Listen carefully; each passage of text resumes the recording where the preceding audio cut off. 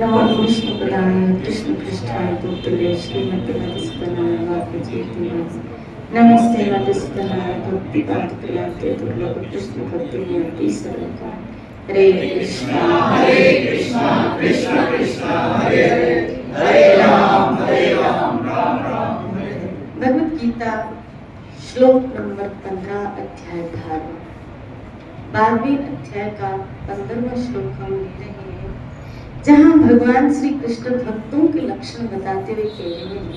हम एक दो दिन से इसी के ऊपर चर्चा कर रहे हैं कि भक्त के अंदर, भक्तों के अंदर क्या क्या क्वालिटीज होती है। कल हम चर्चा कर रहे थे जो किसी के द्वारा विचलित न हो। श्री राधे। यहाँ ने संसार के लिए अनिश्चित बताया, यहाँ कुछ भी निश्चित नहीं, तय नहीं, कुछ भी निश्चित नहीं, कुछ भी तय नहीं। हालांकि हम खुद से बहुत सारी चीजें तय करते हैं, बहुत सारी चीजें तय करते हैं, लेकिन जब हम बताओ कि इसी जगत में, इस जगत के लिए कहा गया यहाँ कुछ भी निश्चित नहीं और हम इसी जगत में कुछ तय करते हैं, तो अनिश्चित जगत में कुछ निश्चित करना क्या अक्लमंदी होगी? अनिश्चित जगत में कुछ निश्चित रखना करना क्या अक्लमंदी होगी? क्योंकि यहाँ तो पहले ही बताया अनिश्चित है, सब टेम्पररी है, सब। जैसे कभी कभी हम अपने घर में कुछ चीजें टेम्पररी यूज के लिए लेके आते हैं, हमें पता होता है ना जो हम ये खाली ऐसी चीजें जो यूज है थ्रो होने वाली, हम मेंटली उस चीज के लिए प्रिपेयर होते हैं, क्या ये खराब होने वाली है, हम टेम्पररी तो ले, और जब वो टूटती है तो हम दुख नहीं होते, क्योंकि हम माने हुए होते हैं क्या वैसे भी ये जाने वाली थी, क्योंकि हम तो टेम्पररी तो लेके आए थे, हम तो खाली काम चलाने के लिए लेके आए थे, हमें तो पता था क्या ये ज्यादा टाइम। बस इसी तरह यहाँ भी हम भी ज्यादा टाइम चलने वाले नहीं है, हमारे पास चीजें जो भी है वो भी ज्यादा टाइम चलने वाली नहीं है, न लोग न वस्तुएं। श्री राधे। जब इस बात का ज्ञान हो जाता है, और क्या उम्मीदें रखते हो किसी से? मैं तो कहती हूँ ना सत्संग में, ये तो अनुकूल और प्रतिकूल का खेल चल रहा है। आप जब तक अनुकूल हो तब तक सामने वाले की आंखें झुकी हुई हैं, आप प्रतिकूल होके तो देखो, वही आंखें जो कल आपके आगे झुकी हुई होती थी वो निकली हुई होंगी, पीछे नहीं, निकली हुई होंगी। ऐसी बदलती हुई आंखों का क्या भरोसा कर रहे हो? श्री राधे बोले अनुकूल, आप आसमान, आप जब तक अनुकूल हो उनकी हाँ में हाँ हम मिला रहे हैं, वो जैसा कर रहे हैं हम उसके अनुसार हाँ में हाँ कह रहे हैं, तब तक तो गाड़ी चल रही है, तब तक तो गाड़ी चल रही है। लेकिन इस गाड़ी को ट्रैक पे उतरते देर नहीं लगेगी, जब खाली थोड़ा हम अपना व्यू रखेंगे। कभी ऐसा हो तो जिंदगी में कुछ लोगों को आजमा के देखना, और मुझे तो लगता है आप लोगों ने श्री राधे बोले आजमाया भी होगा, आजमाया भी होगा। अनिश्चित जगत में कुछ निश्चय करना ये अक्लमंदी नहीं होती। फिर आप कहेंगे जो गीता में यहाँ कृष्ण ने कहा कि वो भक्त निश्चय के साथ मेरी भक्ति में अपना मन और बुद्धि, तो यहाँ भक्त जो निश्चय करता है, अगर अनिश्चित है तो क्या भक्ति में जो संकल्प निश्चय किए जाते हैं क्या वो निश्चित रूप से होते हैं? अनिश्चित जगह में क्या वो निश्चय कंप्लीट होंगे हमारे? श्री राधे बोले चलो ना भी हुए, मान लो अगर ना भी हुए, तो आपने सत्य के प्रति ही तो अपने निश्चय रखे थे, और उस जगत में जो भी देखा जाता है भगवान आपके भाव और प्रयास को देखते, और उसमें अगर हम फेल भी हो गए, यहाँ आपको पीछे की क्लास में धकेला जाएगा। यहाँ अगर हम फेल भी हो गए, वो मुझे विनोद अग्रवाल जी का एक श्रद्धेय उनका एक भजन याद आ रहा है, उसमें वो कहते हैं मैं गिरा प्रभु, मैं इस मार्ग में चलते चलते मैं गिरा तो खुद उठाया, मैं गिरा तो खुद उठाया, ये कर्म नहीं तो क्या है। इस मार्ग की यही एक खूबी है क्या कि अगर चलते चलते हम गिर भी जाएंगे तो मेरा ठाकुर खुद उठाएगा। लेकिन इस भौतिक जगत की ये रीत है कि कोई गिरता है ना, कोई गिरता है। देखो आपने सनराइज देखा है कभी? सनसेट देखा है? जब सूर्य उदय होता है ना, उदित होता है, सनराइज होता है, तब सब उसको प्रणाम करते हैं। और फिर क्या चढ़ाते हैं? जल चढ़ाते हैं, प्रणाम करते हैं। चढ़ते हुए सूर्य को सब प्रणाम करते हैं, चढ़ते हुए सूर्य को सब प्रणाम करते हैं। लेकिन जब सन सेट होता है ना, सूर्य अस्त होता है, तो क्या होता है? उसको, उस दृश्य को देखने के लिए भीड़ इकट्ठी हो जाती है। सनसेट, चलो सनसेट देखने चलते हो। श्री राधे बोली, इसका मतलब है जब किसी का सूर्य अस्त होता है तब तमाशा देखने वाले बहुत आ जाते हैं। श्री राधे बोली, तब तमाशा देखने वाले बहुत आ जाते हैं। चढ़ते हुए सूर्य को भाई सब प्रणाम करते हैं, ये जगत की रीत है। जवानी थी ना जब तक, तब सब पूछते थे, चढ़ते हुए सूर्य को सब प्रणाम करते थे, क्योंकि उस वक्त हमारी इनकम, हमारे हाथ में मनी, ये सब चढ़ते हुए सूर्य को सब प्रणाम करते हैं। सब फोन करके भी हमसे पूछेंगे क्या हाल चाल है भाई, आते नहीं हो आजकल, मुलाकात ही नहीं होती, गार्डन में नहीं आ रहे हो क्या? हम तो रोज आंखें बिछाए तुम्हारा रास्ता देखते हैं। श्री राधे बोले, तबियत तो ठीक है ना? ये चढ़ते हुए सूर्य को सब सलाम करो। श्री राधे बोले। और बुढ़ापे का जब अस्ताचल में हम आते हैं, बुढ़ापे के जब अस्ताचल में आते हैं, पूछो उन वृद्ध अवस्था के लोगों से, कितने लोग इनसे पूछते हैं कि कैसे हो? पूछो उन लोगों से। अपने कमरे की में अकेले तन्हाइयों में अपने बुढ़ापे को बिताते हैं, वृद्ध अवस्था को बिताते हैं। श्री राधे बोली, कमरे में अकेले अपनी वृद्ध अवस्था को बिता रहे हैं। कभी पार्क में समय व्यतीत करते हैं, कभी बूढ़ों के साथ जवान पसंद नहीं करते। आप देखो बूढ़ों की एक अलग टीम होती है, गार्डन में कभी देखा करो, इनकी एक अलग टीम होती है, क्योंकि उनके साथ कोई उठना बैठना तो वो अपने आप में एक अलग से टीम बना लेते हैं और फिर अपने दुख सुख एक दूसरे के साथ शेयर करते हैं। क्यों? क्योंकि अब ये सूर्य अस्त हो रहा है तो इसको कोई पूछने वाला भी नहीं है। श्री राधे बोलो ना श्री राधे। फिर क्या इस जगत से उम्मीदें रखते हो? क्या यहाँ के लोगों से उम्मीदें रखते हो जो खाली चढ़ते हुए सूर्य को सलाम करते हैं और अस्त हुए सूर्य को तमाशा देखते हैं? एक दिन हमारा भी ये लोग क्या, हाँ और नहीं तो क्या, जब अर्थी निकलेगी सब तमाशे की तरफ खड़े ही तो हो जाते। जब हम जलेंगे तब तमाशे की तरह सब खड़े ही तो रहते हैं, तमाशे की तरह खड़े ही तो रहते हैं। इसीलिए यहाँ हमें अपने अंदर एक वो स्थिति का क्रिएशन करना पड़ेगा, वो स्थिति लानी पड़ेगी कि इस समाज के, इस जगत के व्यवहार का जो चल रहा जरूरी नहीं है, जरूरी नहीं, क्योंकि ना मैं सही कह रही, सबकी अपनी अपनी दुनिया है। भीड़ तन्हाइयों का मेला है, आदमी आदमी अकेला। श्री राधे। अगर चाहते हो ना ये अकेलापन एक अवस्था में हमको न खले तो अपनी एक दुनिया बनाए। कभी कभी मैं कथा सुनाती हूँ, बापू जी हमको कथा सुनाते हैं इस संदर्भ में कि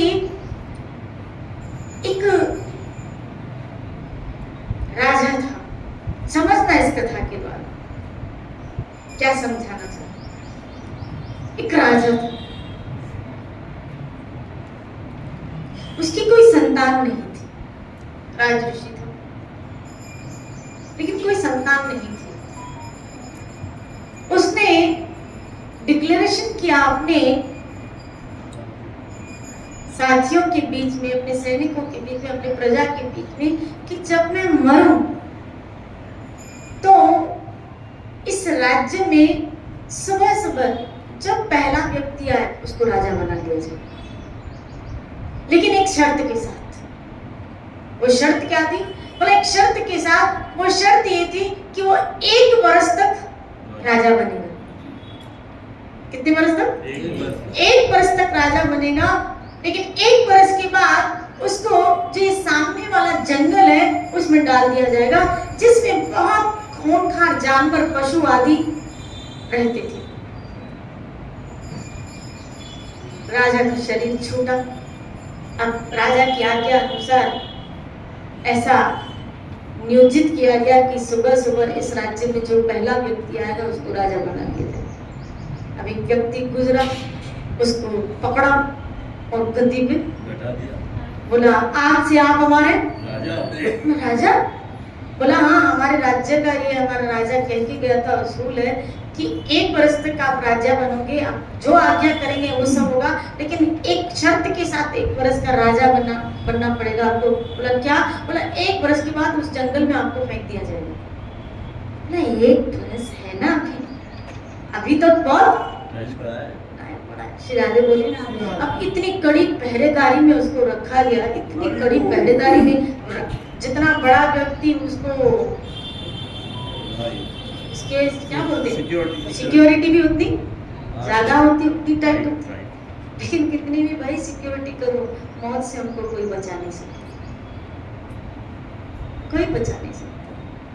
कितनी भी हम सिक्योरिटी टाइप करें। इंदिरा गांधी की कितनी सिक्योरिटी और सिक्योरिटी वालों ने मार दिया, सिक्योरिटी वालों ने मार दिया था।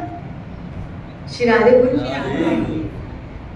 यहाँ कितनी भी सिक्योरिटी टाइप करो, मौत से वो मैं छोटी थी 7th स्टैंडर्ड में, मुझे किसी ने कथा सुनाई थी कि राजा को जब पता चला उसकी मौत 7 दिन में होने वाली है, राजा को पता चला 7 दिन में मौत, पूछा उस साधु से कैसे? बोले कीड़े से होगी, एक सांप से होगी, सॉरी एक सांप से होगी। बोला सांप से?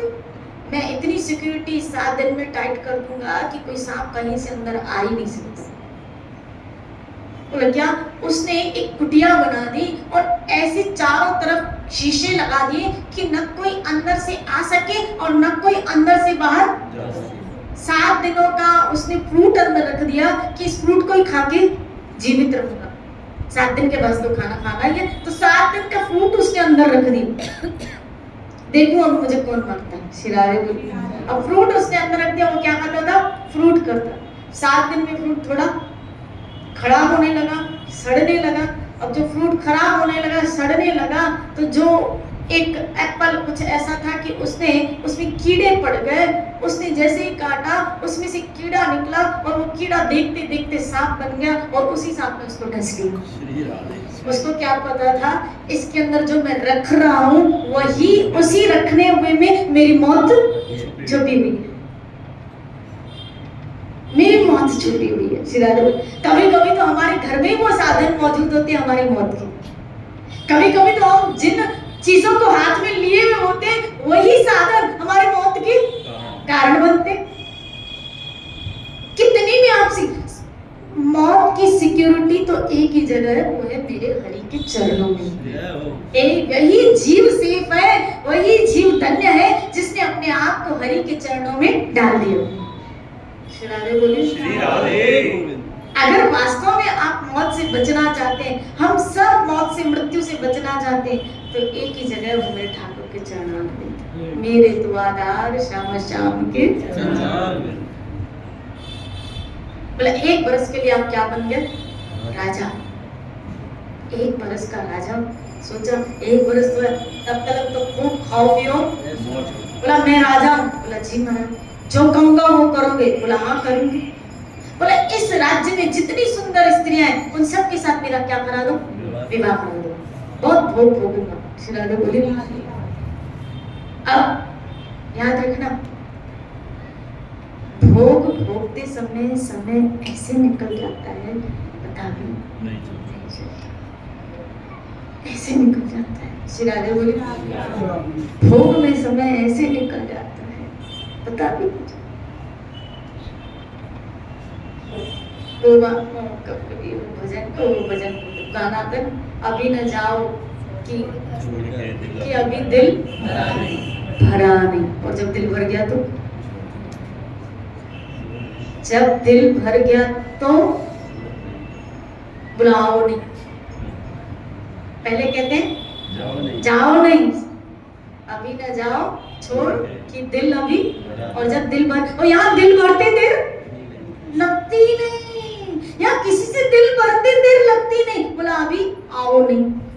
पहले कहते थे क्यों जा रहे हो, क्या जाके करोगे, अभी घर पे जाके क्या करोगे, अभी बैठो ना बैठो ना बैठो ना बैठो ना बैठो ना, और अभी कहते बैठे क्यों, जाओ ना जाओ ना। श्री राधे, ये है संसार, ये है संसार। बोलो ना राधे गोविंद।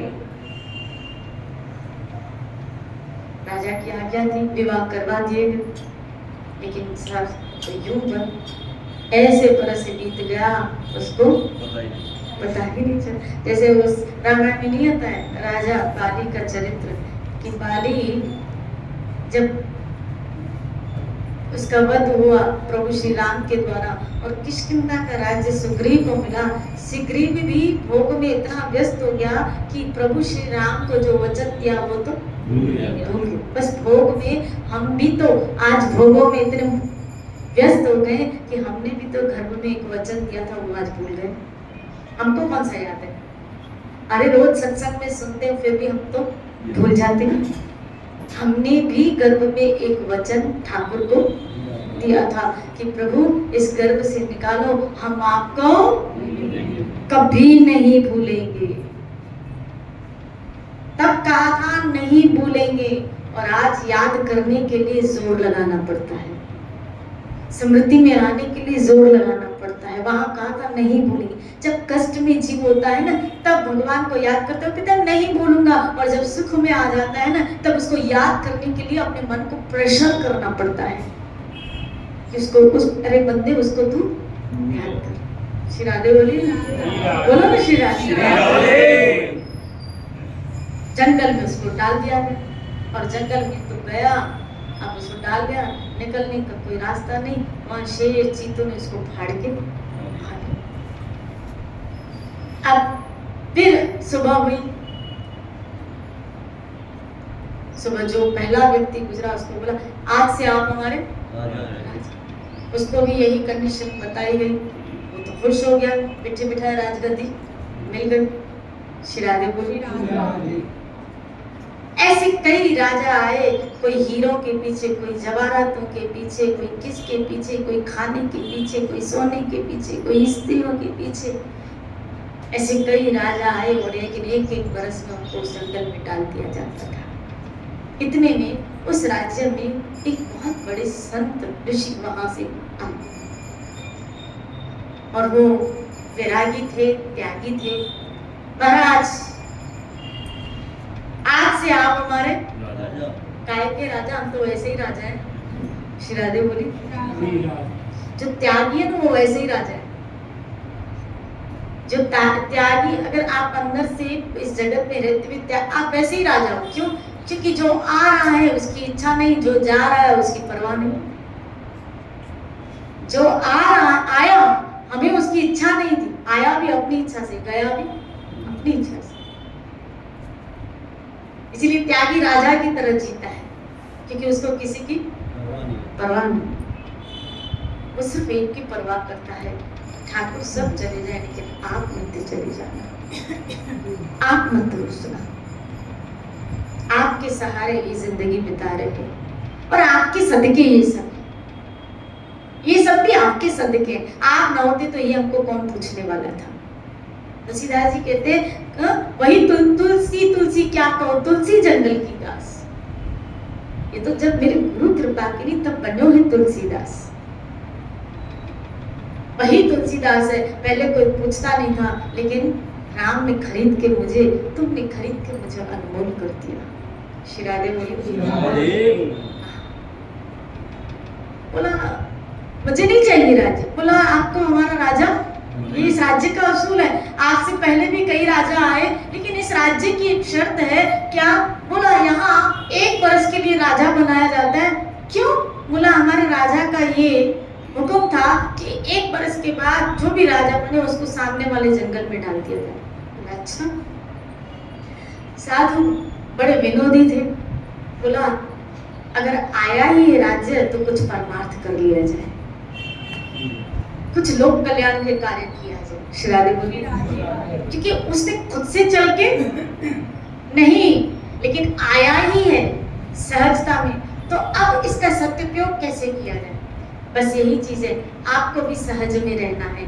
जो आया है, आया ही है, तो फिर अब उसका सदुपयोग कैसे किया जाए, ये सोच रखो। ये साधु का काम रहना बहुत सहजता में है, ना हड़बड़ाहट में, ना असंतुष्टि में, ना ही भागा दौड़ी में जीवन बिताना है। बहुत सहज में रहो। सहज में जो आ रहा है उसको हम लोक कल्याण के लिए आप अपनी जरूरत जितना रखें, अपनी जरूरत जितना आप यूज करें, ताकि समझे ये कि मुझे सेवा के पर्पज से मिला है। श्री राधे बोली। आपकी जितनी जरूरत है, आपकी जितनी इच्छा, आपकी जितनी जरूरत है, वो आप उसका उपयोग धन का करें, लेकिन उसके बाद आपका तन, आपका मन, आपका धन सेवा में लगना चाहिए। तो साधु सोचने लगा क्या किया जाए, विचार करने लगा। बोला 1 रात मुझे पहले सोचने दो। यही एक समझदार व्यक्ति, अक्लमंद व्यक्ति या विवेकशील व्यक्ति के लक्षण होते हैं। क्या? कि वो जब कुछ मिलता है पहले विचार करके कर्म करता है, वो विचारशील होता है।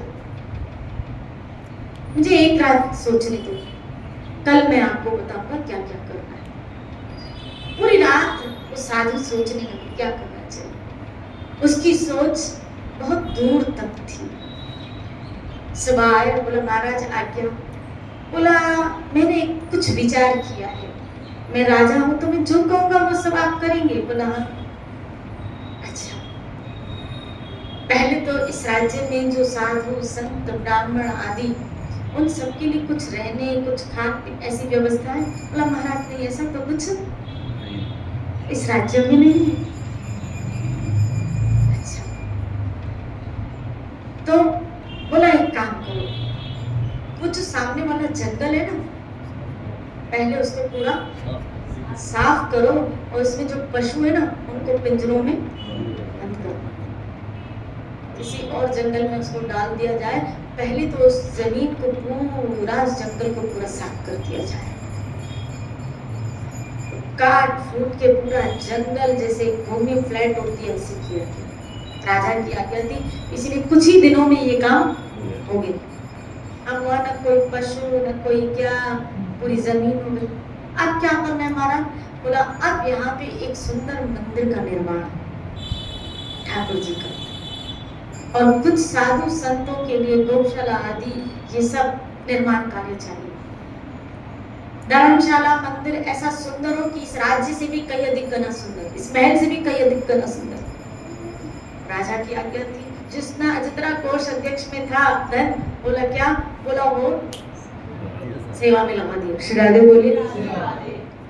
और इस पूरी प्रजा को हरि भक्ति का उपदेश देके उन सबको ठाकुर की सेवा के साथ जोड़ दिया। श्री राधे बोलिए।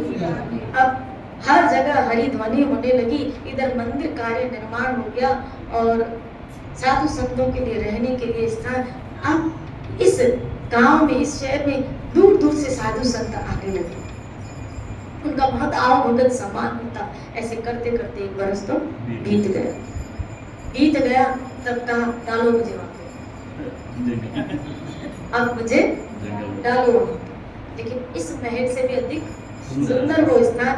और जब कहा कि अब तो वो कोई जंगल, बोला यही एक साधु के लिए लक्षण है। क्या? वो हमेशा के लिए राजा बनता है। जो त्यागी होता है ना, वो हमेशा के लिए राजा बनता है। श्री राधे बोले, वो हमेशा के लिए राजा बनता है। हम पकड़े हुए हैं ना, इसीलिए हम आज तक हम जो भी पकड़ता है वो जंगल में ही घुसता है। उन्होंने राज्य को पकड़ा, भोगों को पकड़ा, कहाँ घुसे? जंगल। जो पकड़ता है वो जंगल में ही घुसता है और उसकी अंत में दशा मृत्यु ही है। जो पकड़ता है वो मृत्यु की घाटी उतरता है और उसकी दशा इसी तरह वो जंगल में उसको फंसना। आज हम सब ऐसे ही तो जंगलों में फंसे पड़े हैं, ऐसे ही तो फंसे पड़े। हे अर्जुन, भगवत गीता दूसरा अध्याय, मोह रूपी सघन वन को, देखो यहाँ भी कृष्ण ने मोह को सघन वन कहा है। मोह रूपी सघन वन को पार करना बहुत कठिन है। श्री राधे बोले, हम भी तो उस जंगल में फंसे पड़े हैं, फंसे पड़े। श्री राधे बोले, त्यागी हमेशा राजा बनता है। जब हम और आप वैसा जीवन बिताते हैं तो हमेशा के लिए राजा बनते हैं, हमेशा हमेशा। इसीलिए उस साधु की तरह जियो। आया है, आपको उस भोगों के पीछे भागने की जरूरत नहीं है। आप सहज में अपने भजन की प्रवृत्ति में रहो। क्योंकि याद रखना, धन भी आपके नसीब का किधर भी नहीं जाने वाला है, सुख भी आपके नसीब का किधर नहीं जाने वाला। आपके नसीब का सुख, आपके नसीब का धन, आपके नसीब का भोग कहीं जाने वाला नहीं है, कहीं नहीं। उसकी मांग मत रखो, क्योंकि वो तो नहीं भी चाहोगे तो भी धक्का देके। अब इसने थोड़ी राज्य की इच्छा की थी, नसीब का था, देखो इसको मिला ना। इस साधु ने इच्छा की थी कि वो तो त्यागी, उनके जीवन बिता रहा था, लेकिन इसके नसीब का था राजा बनना, मिला। हम भागते हैं भोगों के पीछे। हमें चाहिए और हमारे अंदर जो लालसा है ना, वो लालसा खत्म नहीं हो रही है, वो मिट नहीं रही है, जो हमें उलझाए हुए। भले अभी हम सत्संग सुन रहे हैं, ऐसा समझ रहे हैं क्या कि ये सब जरूरी नहीं है, लेकिन फिर भी अंदर से लालसा कहीं खत्म नहीं हो रही है। ऐसा सुख बुद्धि अंदर व्यापे हुए, अगर ये नहीं होंगे तो हमारा क्या होगा? इसका मतलब है कहीं ना कहीं सुख बुद्धि उसमें फंसी हुई है। अभी भी ये नहीं समझ पा रहे कि संपूर्ण सुख एक्चुअल में कहाँ है। इसीलिए अपने अंदर एक सहजता है, सहजता क्या मिल रहा है ठीक है, सहज में आ रहा है ठीक है, लेकिन अब मुझे इसका उपयोग कैसे करना है। साधुओं के जीवन में, भक्तों के चरित्र पढ़ो, उनके जीवन में यही देखा गया, क्या संतुष्टि का जीवन, लेकिन उनके पास सहजता में जब आया तब उन्होंने उसका उपयोग कैसे किया। हम भले ग्रस्त में हैं, लेकिन अभी हमें ये सोचना है, समझना है, हमें भी संतुष्टि का जीवन जी के जो सहज में आ रहा है उसका सदुपयोग कैसे किया जाए। रहना हम में से किसी को यहाँ है नहीं। जब रहना है नहीं तो फिर कुछ अच्छाइयाँ करके निकल जाओ ना, कुछ सत्कर्म करके निकल जाओ ना, कुछ लोक कल्याण के कार्य करके निकल जाओ। क्यों हाय का जीवन बिता रहे हो? जी किसका महत्व? कृष्ण ने कहा गीता में कि तुम कर्म छोड़ दो, कहा? कृष्ण ने कहीं नहीं कहा कि ये देखो, अर्जुन तो कर्म छोड़ना चाहता था, लेकिन कृष्ण ने क्या कहा? क्षत्रिय होने के नाते तुम्हें युद्ध करना ही पड़ेगा। और ये तो यहाँ तक, अब ये कृष्ण ने यहाँ कहा, ये तो बहुत क्षत्रिय होने के नाते एक सहजता में खुद से आ रहा है, तो ये तुम्हारे सौभाग्य है कि तुम्हें धर्म के लिए क्या करना पड़ रहा है? युद्ध करना पड़ रहा है। ऐसे हम अगर वैश्य हैं, अगर हम तो वैश्य का कर्म क्या है? व्यापार। समझना, अगर वो क्षत्रिय का धर्म क्या था? युद्ध करना। और सहज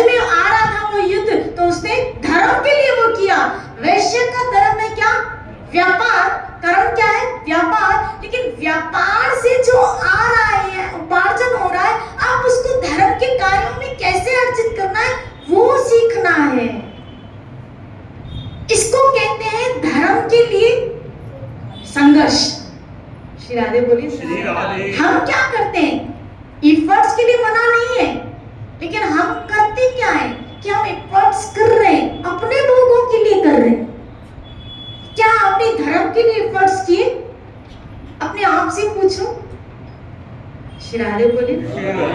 धर्म उपार्जन हो रहा है, ये वैश्य का धर्म है, बिजनेस करे, धन उपार्जन करे, लेकिन उस धन का आप क्या कर रहे हो? क्या कर रहे हो? Dash dash dash, fill in the blanks. Shri Radhe बोले। अब उसको आप फिलअप करो कि मैं क्या कर रहा हूँ या क्या कर रही हूँ। श्री राधे बोले। और अगर आपका कृष्ण भावना में, कृष्ण भक्ति में इसका आपके धन का, तो आप वैश्य धर्म को, उस धर्म को निर्वाह कर रहे हो और उसका उपार्जन अगर धर्म के लिए कर रहे हो, तो यही तो भागवत ने कहा, अर्थ का उपार्जन अगर धर्म के लिए किया जाता है तो वही धर्म आपके मोक्ष का कारण बन जाता है, वही मुक्ति का कारण बन जाता है, वही क्रिया आपकी मुक्ति बन जाएगी। यही धर्म युद्ध क्या बन गया? मुक्ति का कारण। बिल्कुल, गीता में ऐसे कहा है, अर्जुन अगर मैं भगवान होने के नाते मुझे कुछ करने के लिए बाध्य नहीं है, लेकिन अगर मैं ऐसा ना करूं तो मैं वर्ण संकर को, समुदाय को उत्पन्न करने का कारण हो जाऊं। श्री राधे बोलिए। सब मेरे पथ का अनुगमन करेंगे, इसीलिए मैं भी क्या करता हूँ? मार्गदर्शन देने के लिए नियत कर्म करता हूँ, और वो भी कैसे? कर्तव्य समझकर। आपको कर्म करना है, लेकिन कैसे? कर्तव्य समझ। इफर्ट्स और कर्तव्य समझकर करना, दोनों में अंतर है। समझ रहे? जरा विचार करना, फिर कल इस पे चर्चा करते हैं। श्री राधा गोविंद भगवान की जय।